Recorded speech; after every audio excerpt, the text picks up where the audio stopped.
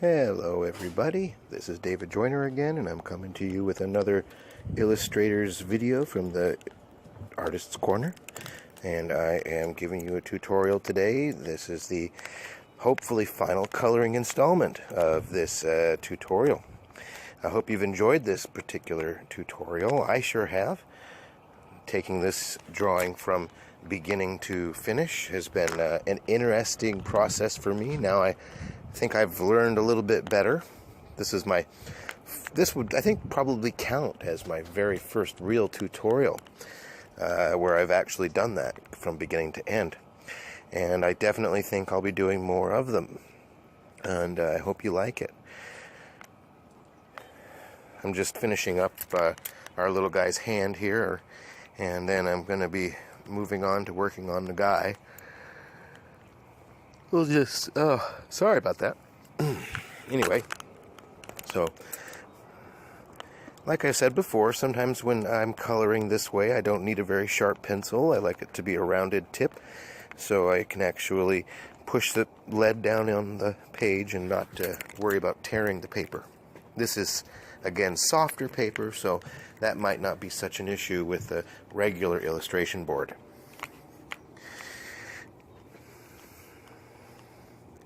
I think I had mentioned in a previous video that this is just printer paper that I'm using. It allows me to freely doodle, so this is an illustrating doodle. I think on the next one, though, I'll actually be doing a tutorial for my nephew. I think he has some characters. He's collecting some toys, and I'm going to go ahead and draw those characters for him. Excuse me. I'm tired. Excuse me. The rain stopped for a little while today, so I'm outside enjoying this nice weather. I'm sorry about that. The audio stopped off on there. I don't know where you guys got cut off, but I'm just continuing. So we're in with the black right now, and we are coloring in, trying to fill in the best we can the final shadings for our monster. I think he looked pretty good. Pretty scary looking. I didn't give him much of a muzzle. I made this more of a human sort of shaped face. I think the tendencies are to make these things look like werewolves, and I think I did a pretty good job of making it look like a monster, but kind of pulling back a little bit when it came to making it really look like a real monster. I mean, like a real werewolf, excuse me.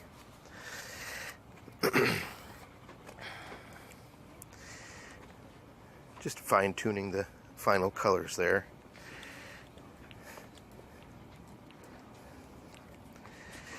So as you can maybe see, that I had mentioned also in a previous video, these colors, oh yes, we're going to be using sort of a pale aqua for his shirt, because we're taking a trip back to 1990. Aqua is awesome, and so is salmon, darn it. Awesome colors for a shirt. Anyway, I hope that you guys are enjoying this tutorial. I know I've enjoyed it. If you do have any other further questions regarding this tutorial, I'm more than willing to continue doing some extra layers on this particular tutorial. But if I don't hear from anybody that they're interested in seeing any darker layers done, then I'm just going to go ahead and move on to the next scheduled tutorial I've got figured up. Something I didn't mention, you might find it helpful. Remember that when you're working in colored pencil, you're going to find that there'll be little itty-bitty specks on the paper. Just little dits and divots when you're filling in, where the color is not going to want to, not going to want to get in there and fill it in the way that you're wanting it to.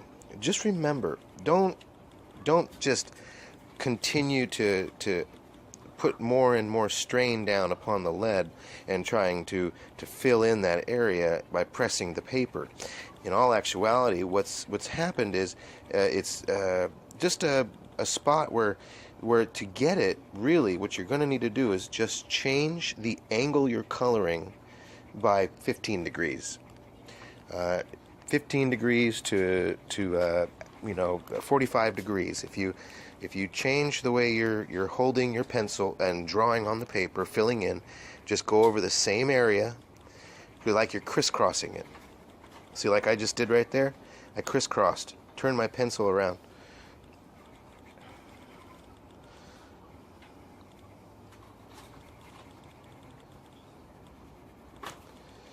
I do like that color for the shirt. It's good to keep these things colorful.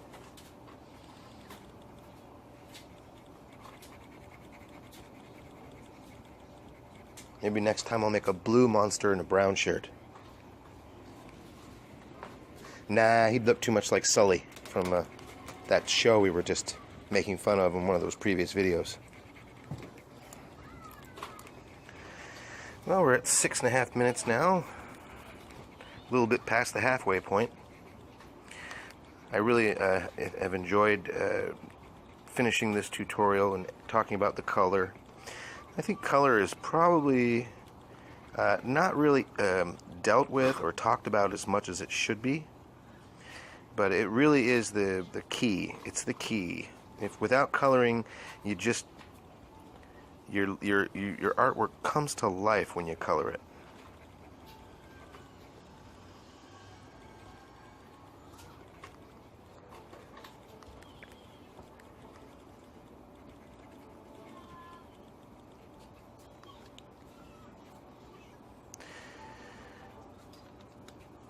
Now I'm going to actually take a minute here. I'm going to have to hunt out my skin tone. I'm actually having a little trouble. I think I'm going to have to actually get out my big box of colors and hunt out the skin tone. It's been a while since I've used it. My trusty box. Here we go. All different kinds of brands mixed up. There we go.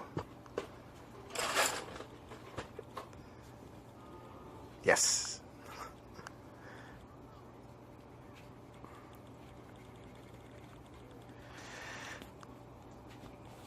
I will eventually get a better camera. This picture is a lot better looking, I think, than it appears on the video. Maybe it's just the fact I'm using my cell phone to watch it. Maybe it looks better to you guys watching it than it does on my cell phone.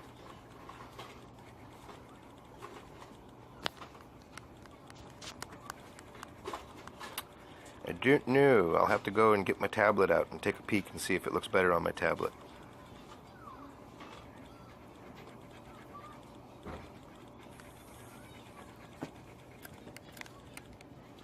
Well, we're at about 8. We had about a minute left now. As I said, I want to thank you guys very much for joining me for this, for all of these tutorials. For anybody who has enjoyed these tutorials, please make sure to subscribe and let your voice be heard. Enter the commentary section and let me know what you think, and let me know about future ideas for this Artist's Corner.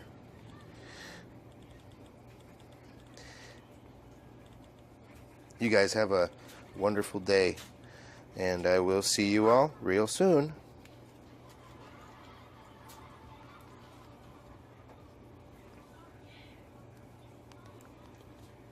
Bye-bye now.